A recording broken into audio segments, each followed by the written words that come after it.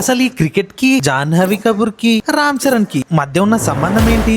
ఈ పాటలో హింట్ మనకిచ్చిన నాకు అర్థం కాని ఒక డీటెయిల్ ఉంది భయ్య. ఏంటది?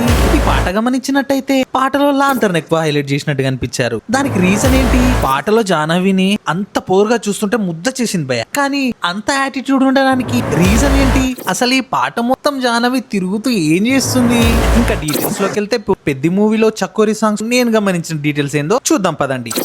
అసలు జాహ్నవికి ఇంత యాటిట్యూడ్ ఎందుకుంది అనేది ఆ సాంగ్ లో గమనించిన భయ్య. సాంగ్ లో గమనిస్తే ఏదో ఊర్లో పెద్ద మనిషి కూతురో అయి ఉంటుందిలే అని అనుకున్నా, కానీ ఆ పాటలో ఒక సీన్ ఉంటది భయ్య. కార్ల నుంచి దిగేటప్పుడు పొగరుతో ఫేస్ లో ఆ ఎక్స్ప్రెషన్స్ పెడతాది భయ్య జాహ్నవి. ఫ్లాట్ భయ్య, నిజంగా చాలా బాగా నచ్చింది భయ్య. పాయింట్ లోకి వస్తే, కానీ తర్వాత గమనించింది ఏంటిది అని అంటే, ఆ పొగరుకు కారణం అదొకటే కాదు భయ్య, ఇంకోటి కూడా ఉంది. అది ఎలా నోటీస్ చేశా అంటే నాకు డౌట్ వచ్చింది భయ్య. అసలు ఈ పాట మొత్తంలో జాహ్నవి తిరుగుతూ ఏం చేస్తుందబ్బా అని గమనిస్తే ఈ పిక్ లో అర్థమైంది ఏంటంటే జాహ్నవి ఎలక్షన్స్ క్యాంపెయినింగ్ చేస్తుందని. ఇదే కాకుండా అసలు ఈ పాటలో లాంతర్ని ఎందుకు అంత హైలైట్ చేశారు అని చూస్తున్నా భయ్య. ఈ ఫోటో చూస్తే అర్థమైంది ఆ ఎలక్షన్ క్యాంపెయినింగ్ కి మన మేడం గారి గుర్తేంటో కాదు, లాంతరే. అందుకే ఆ పాటలో లాంతర్ అంత హైలైట్ చేశారు. దీన్ని బట్టి అర్థమైంది ఏంటిదంటే వాళ్ళ కుటుంబంలో ఎవరో పెద్ద మనిషి పాలిటీషియన్ అయి ఉండొచ్చు.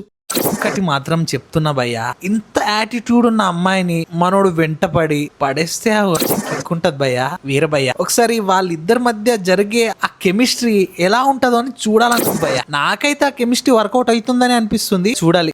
ఇంకా ఈ క్రికెట్ కి జాహ్నవికి అండ్ రామ్ చరణ్ కి మధ్య ఉన్న సంబంధం ఏంటిది అని అంటే, మేబీ ఇది నేను ఎక్కువగా ఊహిస్తున్నా కావచ్చు, కానీ నాకు ఈ ఫోటో చూస్తే అనిపించింది ఏంటిదంటే, మేబీ జాహ్నవికి క్రికెట్ అంటే ఇష్టమై ఉండొచ్చు.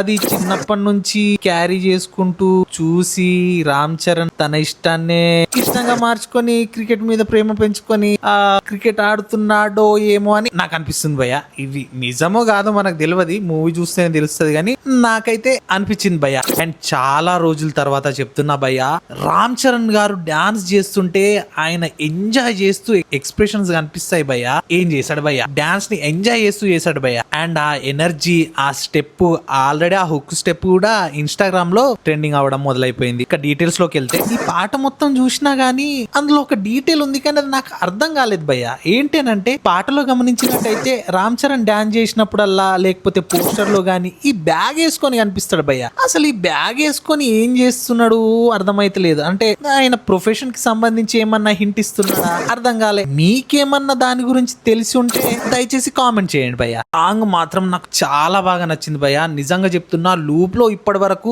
దగ్గర ఒక 20-30 సార్లు విన్నా కావచ్చు. నిజంగా ఏఆర్ రెహమాన్ గారికి అంతే భయ్య. డీటెయిల్స్ లోకి వెళ్తే ఒకటి మాత్రం అర్థమవుతుంది భయ్య, రామ్ చరణ్ కి క్రికెట్ పిచ్చి ఉందని. ఈ ఫోటోలో వాళ్ళ ఫ్రెండ్స్ తో కూర్చోవడం గానీ, బాల్ తో ఆడుకోవడం గానీ, లేకపోతే చుట్టుపక్కల అందరూ క్రికెట్ కి సంబంధించింది ఏదో ఒకటి పట్టుకొని ఉండడం చూస్తుంటే క్రికెట్ పిచ్చి బాగానే ఉన్నట్టు అనిపిస్తుంది. అంటే ఇదెందుకు చెప్తున్నా అంటే, మల్టిపుల్ గేమ్స్ మీద తీస్తున్నారు అన్నట్టు మధ్యలో విన్నా, కానీ ఈ సాంగ్ చూస్తుంటే ఫుల్ ఫోకస్ క్రికెట్ మీదనే పెట్టినట్టు అనిపిస్తుంది భయ్య. ఏమో చూద్దాం. మొత్తానికైతే రామ్ చరణ్ గారి లుక్ ఎగ్జాక్ట్ గా సెట్ అయిపోయింది.